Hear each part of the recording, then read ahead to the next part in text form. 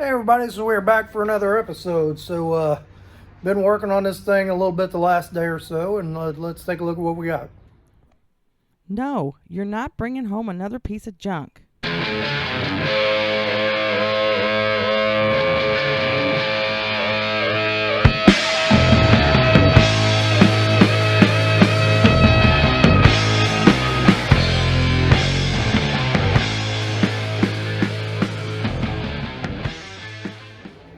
Okay, so I've been out of town for work for a few days and just came back and got a few hours in on this thing tonight.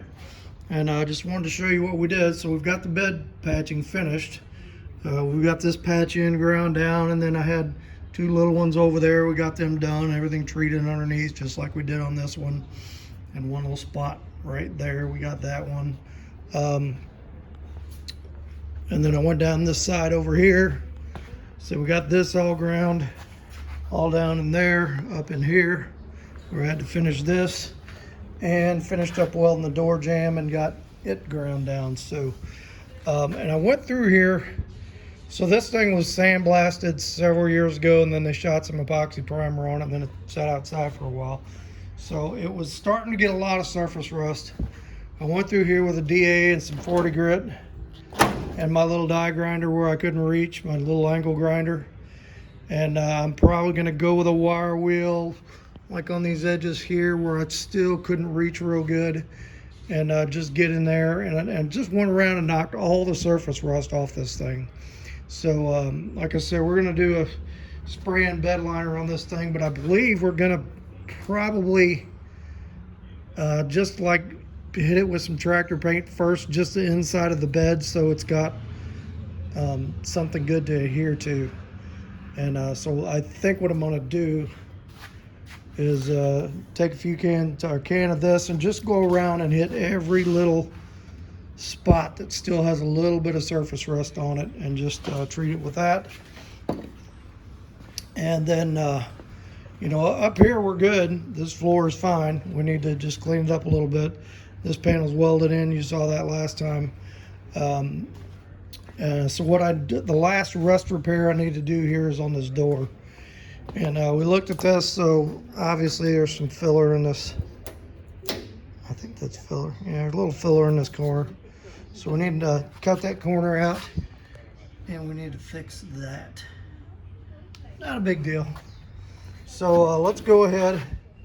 Let me cut this out. I think we'll do the front side first. We'll get that piece tacked in there and get that made, and then we'll take a look at the back piece. So let me get this cut out, and we'll take a look at what's inside. All right, good morning everybody. So back out here this morning, and I took my DA and knocked all this down yesterday, and as you can see, this really isn't bad. I mean, we got some rust through here, a little bit there.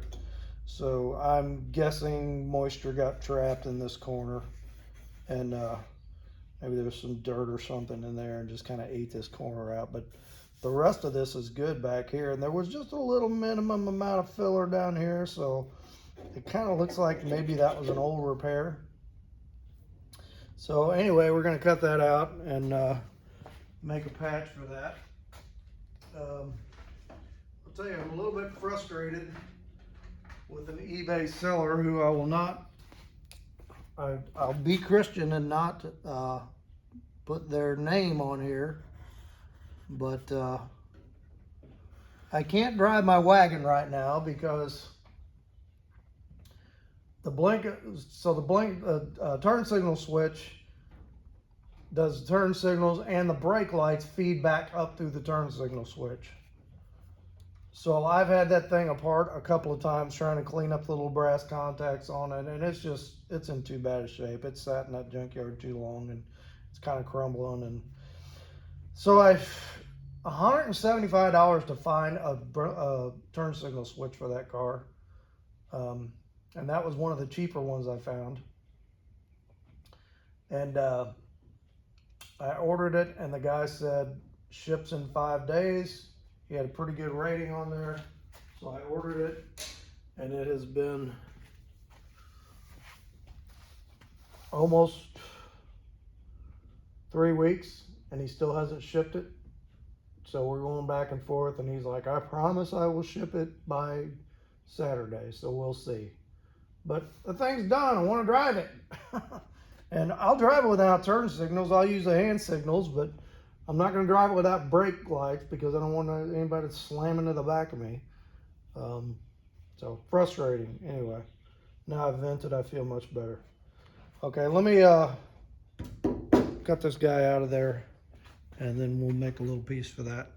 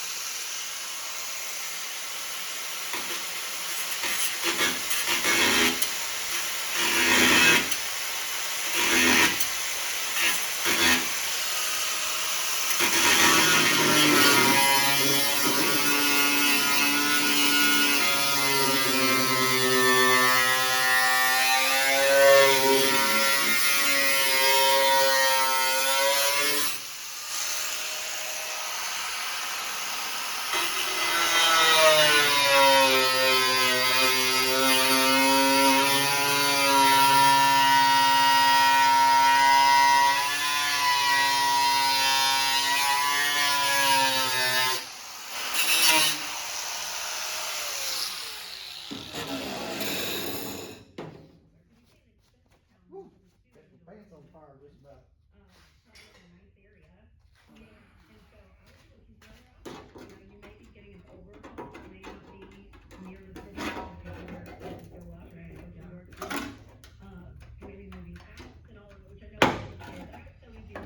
Yep, we definitely got some.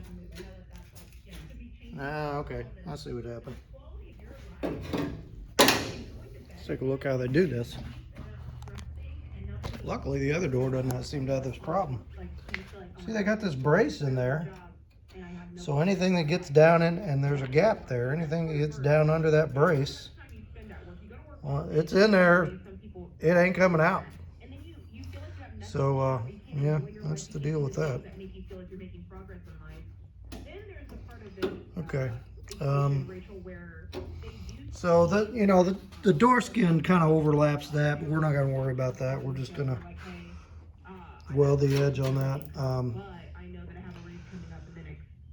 So we're going to make this patch, and we're just going to tack it on here, leave it there, pull this little piece off, and then we'll flip over and cut this piece off the back and make that.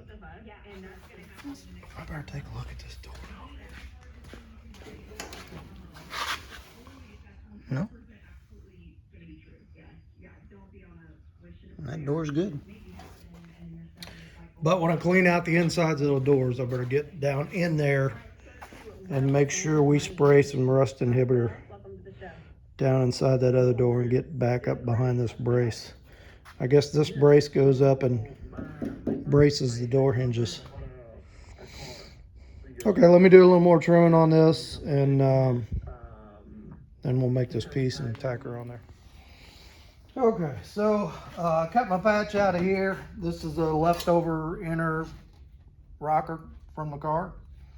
So we're going to use that for patch, partially because we've got it, and then it's also got that whatever primer they use on there, or paint, or so that'll kind of help protect it on the areas we don't weld. So here's my piece I cut out. Here's my patch, and what I want to look for, you can kind of see that's got a little bit of shape to it. It's got a little bit of a crown to it. So I want to line that up, kind of see where that's at. And kind of eyeballed that, and it looks like it's just in the middle a little bit. It kind of got a little bit of a dip. So I'll just take these, and I'm not going to clamp them down on there. That'll give me a hard bend. I'm just going to keep them kind of loose. and just hand form it a little bit. See that? And then compare it to the old piece. That looks pretty good. And then if we look at this side, we can see this corner is kind of down a little further than the rest of this. So let's line this back up. I want to make sure I get bend the right corner. Okay. And I did leave a little extra for this lip here that I didn't cut off. So we need to drop this corner a little, make sure I'm on the right piece here. That one, okay. So this corner we want to drop a little bit. Again, don't clamp hard. You just kind of hold it, leave it loose, and then you can make softer bends. Let's see what that looks like. Oh yeah, that's nice. Okay. Let me trim this off here, and then we're just going to tack this here and here. We're not going to do any welding there and there. We'll get this tacked in a few spots, and then we'll flip this door over and we'll look at what we got to do on the back side.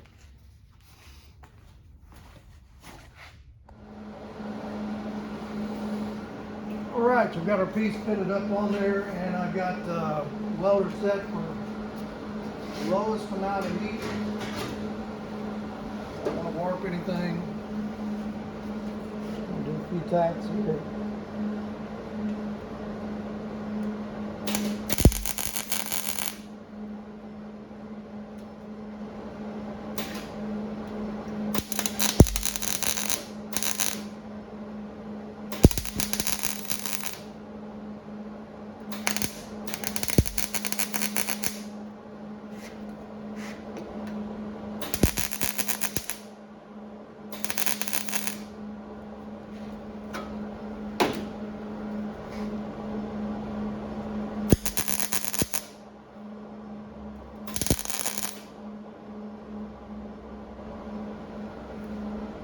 Okay, that's pretty good. Let's put it on here.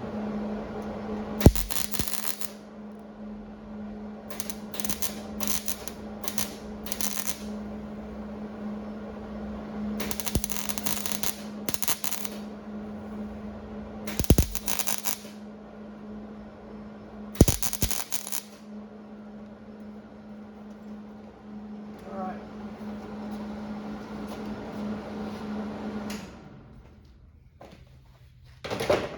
We'll finish weld that once we have everything together. So let me flip this door. Take a look at what we got.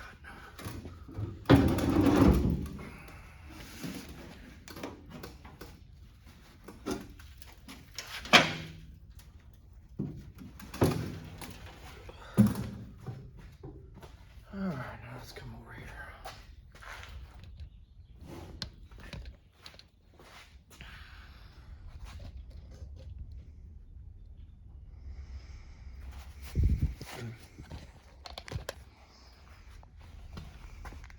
So you can see these pinholes and where we're damaged, and you kind of got a curve here and a little shelf there and a curve there and a shelf here. So we're just, you know, we're gonna kind of have to bend and fabricate that. To me, that's several pieces. You know, this is a piece. Maybe with that piece on there, maybe able to make that bend and do that. This is a piece. This is a piece. Maybe with this piece and this piece. So that's 4 or 5 little pieces. You know, unless you've got another door to salvage one out of, which we don't. So, but I do have this. We got some of them curves and, you know, little foldovers and stuff on there. So we may be able to pull some of that out of there. I've also got couple of doors over here from the truck project that we made the tailgate out of that I was saving just because it has these compound curves up here and down there. So between the two of them, we're going to make that. So let me work on this a little bit and kind of figure out what we're going to do, and then we'll check back in a minute. Okay, so here's a piece we cut out of the bottom of that door. And you can see it's pretty nasty on the inside. And there is our replacement piece. So I actually had to make this out of a couple of pieces. What I tried to do was just make this into one piece and take a hammer and beat this area down and stretch this, but that was not going to happen. So I made this piece. I made, let's see, this piece to here, and then bent this lip up, and then I made this piece, and you can see where I overlapped and welded them there. So that came out pretty good. We got this edge nice and straight. Went ahead and made a few preliminary cuts here on this piece because I didn't want to be trying to get the cutting wheel down on my to get this and end up cutting my new piece. So next thing we're going to do, I'm going to go ahead and cut this whole piece out of there, and I think it's going to end up being like two pieces too. You know, maybe three. Maybe we do this one, and then maybe we do this one, and then maybe we just do a little filler piece in there for that. We'll see how that goes. But let me go ahead and get this cut out, and we'll see if we got to do a little rust proofing behind there and see what we got. Okay, so we cut this out of there, and as you can see behind there is pretty good. I mean, just a little surface rust on that brace, nothing to be too concerned about. Not a bunch of debris down in there, so we're just gonna spray a little rust inhibitor on that. We'll clean up this edge around here so we can have a nice clean piece to weld to, and then I think we'll just make this bottom piece first. Well, I don't know. It's hard to make a curve like that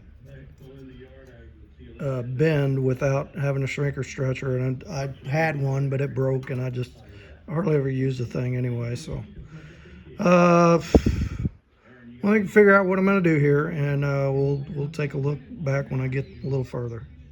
Okay, so we got some rust treatment in there. We're letting that dry, and so what I did is, what I do with that piece, it's over here. Here's the piece I cut out, and here is the first piece of that I made. So wasn't sure how to do this lip here, so I just cut some slits and folded it over. And you know, it's hard to say exactly how you do this stuff. I just, you know, put it in a vise, and I use these guys a lot. You know, I use my body hammer a lot. Any rounded edge I could find, rounded edge on the vise. Got several pieces of pipe. Sometimes we'll clamp them in the vise and do it, you know, use that for a rounded edge. But I just keep comparing it to the old piece until I get there. And don't have a lot of fancy body working tools. I don't have an English wheel. I don't have a shrinker stretcher. But you know, the guys back in the 50s and 60s didn't have that stuff either. They were like, they had pieces of pipe that they made rounded edges out of. Watch Fitzy's Fabrication if you don't know that guy. He's been on YouTube for a long time. Just does some fabulous metalwork, and he is very old school. Just uses standard body tools, whatever shapes he's got around. Most of his stuff is homemade. Most of his metal is just like scrap metal he cuts up out of other stuff, but great show, so watch him. But anyway, that's just about tacked up. I'm going to go ahead and get this piece tacked on there, and then all we got to do is make this top piece and set it down on there and weld it. So let me do that, and then we'll take a look at what we got. Okay, I think that came out pretty good. We got those curves right where they were. Everything's looking really good. Got her all welded up. So we went from this and this to that. So pretty happy with that. And I went ahead and There's these little plastic doodads in here. These hold all the weather stripping on. So while I was here, I just went through and cut all them off, and we'll poke them little plastic pieces through there. But tell you what, the rest of this door, nice, super solid, excellent shape. So this is great. Let me poke these little things out of here, get my junk off here. We're going to flip the door over and see what we got to do on that front skin to finish that up. Okay, there we go. She's looking pretty good. Got her all ground down. And little dab of filler will fix that up real good. So I guess that's going to be it for that door. I'll shoot a little epoxy primer on that bare metal, or I think I got some etching primer over there he gave me. Anyway, next thing I want to do is start working on cleaning up this firewall. You know, we still got some stuff on there. I don't know if it's sealer or what. You got these plastic pegs that hold the old insulation on the inside, which we're probably, I don't know if we're going to put those back in there. I really don't want to weld all those holes up. So we may reuse those. But I've got some stick-on insulation we'll put on the inside, and we'll just put the pegs back in it to kind of help hold that. So I just want to clean all this up. You know, we got stuff like this on here. I got a little bit of grinding to do over there. And then, you know, up in here, you can kind of see where stuff got on this primer. We got some surface rust to get. Just start really cleaning all of this up to get ready to shoot some paint on it. You know, under here, we got surface rust. We got old insulation stuck. All that junk needs to get off of there. So let me work on doing that for a little bit, and then we'll come back and take a look and see what it looks like.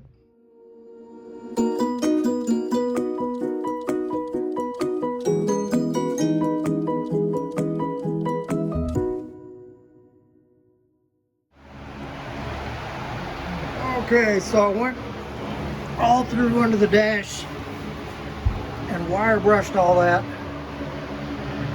Got all the fuzz off, got all the surface rust off I could get. And then soaked everything down with this rust reformer. I really like this stuff. I gotta find out where you get this. I want some more for myself.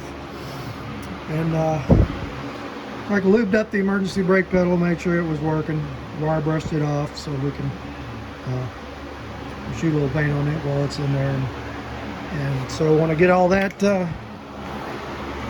painted once that dries, and then really want to get down in here in the cowl. I'm not sure what I'm going to use. I think I may end up using 415 on a brush to get down in there. That's kind of what I've done on the last few that I've got down in the cowl like that. Not really a whole lot of rust in there, but you know, there's some surface rust, so I like to get it. Make sure it's treated. See this side. Yep. Surface rust. And, you can see that's already starting to kind of turn that weird purple color that it does. All right, so let me let this dry. I vacuumed everything out of here a couple of times. Let me let that dry, and then I've got some black Rust-Oleum, or maybe it's the Krylon Rust-Oleum or whatever. We're just going to paint everything up in there, make sure we get all that rust taken care of. So, all right, we'll be back in a little bit when we check that out. Okay, so let's take a look at where we stopped for today. I got a couple of coats of black gloss all up under here, and that's looking really good. So rust has been exercised, and we got the 415 out, and a few places I really like to put that stuff. One is down in the cowl, so we protect all that from all that water that goes down in there when it rains. Another place I really like to put that stuff is in the glass channel all the way around. It helps seal that glass channel up. If any moisture would happen to get down in there, that'll keep that from rusting. So I did that on the front glass channel, and I did it on the back glass channel. And then we had some spots in the floor where some surface rust was kind of starting to come through the epoxy primer. We went ahead and hit that. I hit that ledge too.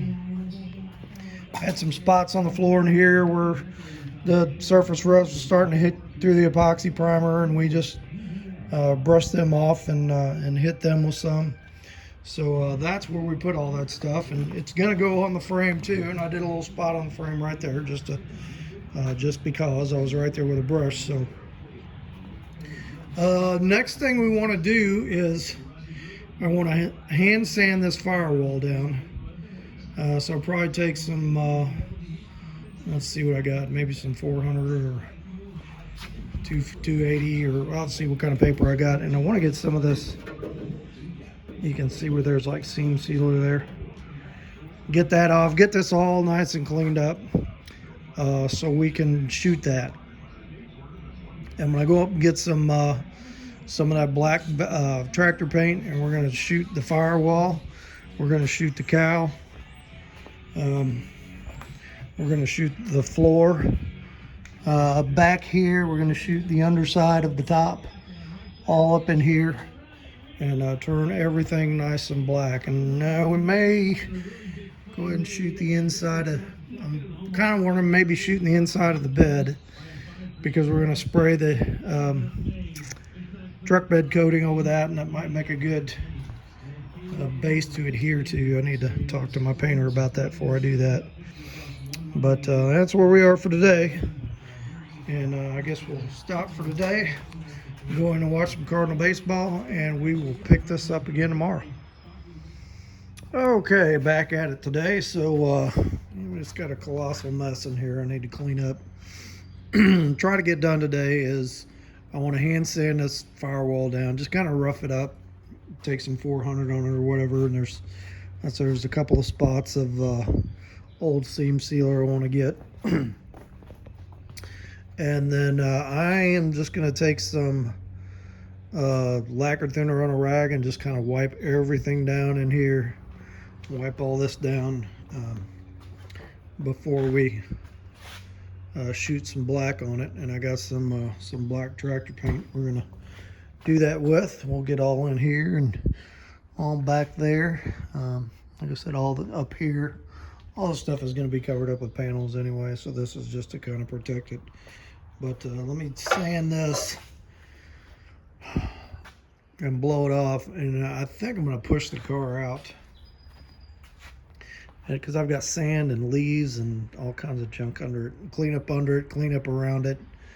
If we're going to be spraying some black, I don't want to get dust on everything. Definitely got to pull the wagon out so we don't get black on it. But and let me clean up on this thing, see how far we can get with it, and then we'll mix some of this stuff up and see what it looks like. So you can actually buy this Van Sickle tractor paint.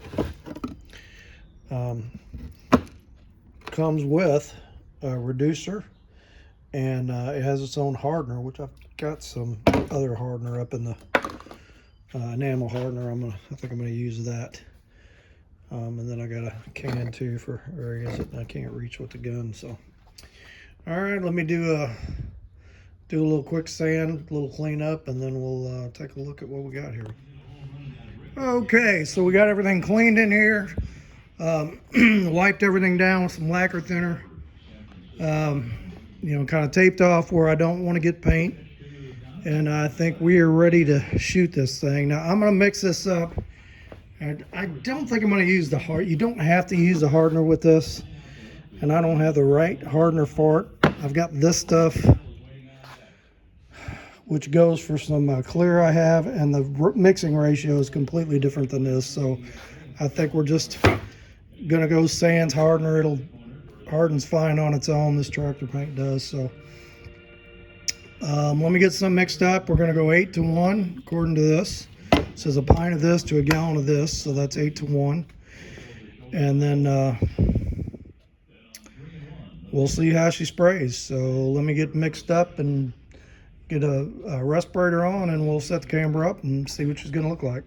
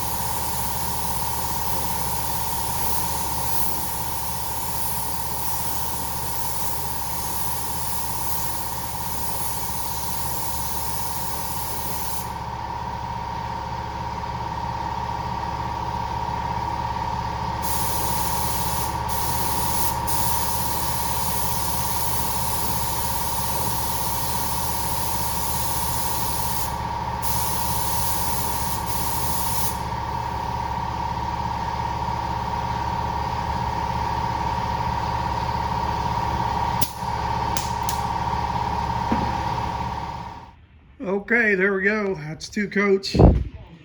A quart of paint gave me exactly enough to do 2 coats on everything. Top all under there, got steering column, and even had a little bit enough left to shoot the inside of this. So pretty happy with that and the way that came out. So we're gonna let that dry, and I guess that is gonna be it for this video. As far as where we're going next, I'm not sure. I'm gonna think about it for a couple days and kind of, I guess we're gonna take the Pour 15 and paint the front of this frame next time, and maybe some spots in the back. Yeah, we'll do that. And I've got my fuel lines over here. I'll cut the old rubber line off there. That, I think, is an old vapor canister return.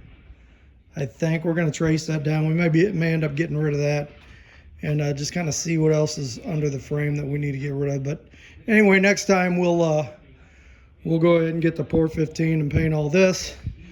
And I think we need to get, yeah, there's no cotter pins in any of this.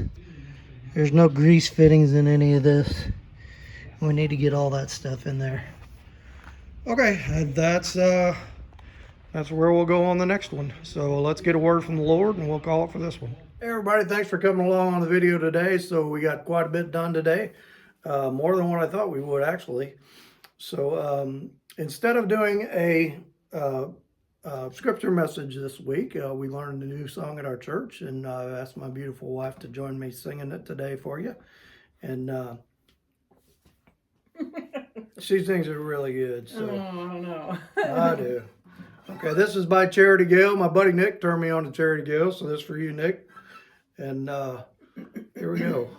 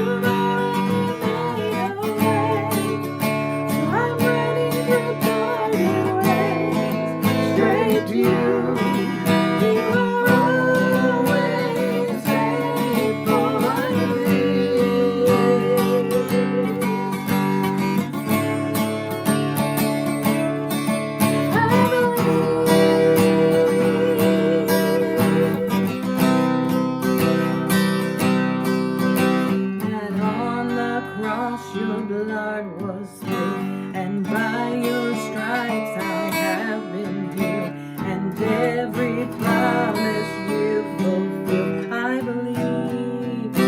believe that you rose again in victory, and that same power lives in me.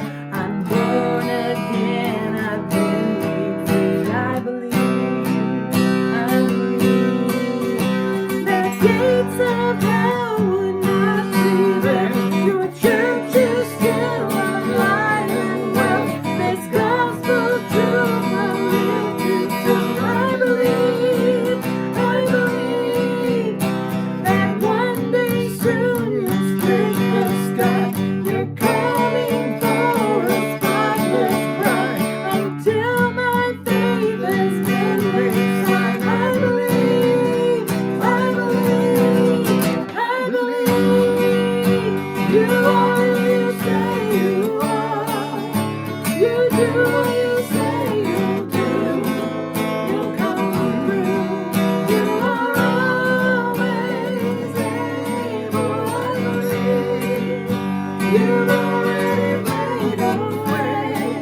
So my mind is through parted ways. Straight to you. You are always able. I believe.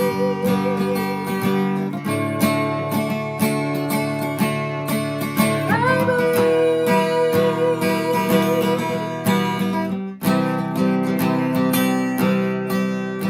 And on that day I've run my race. I'll firstly see you face to face, and nothing then will separate. I believe I'll join you with the tribe and tongue, and bow before the Lamb of God, singing holy, holy, holy. I believe.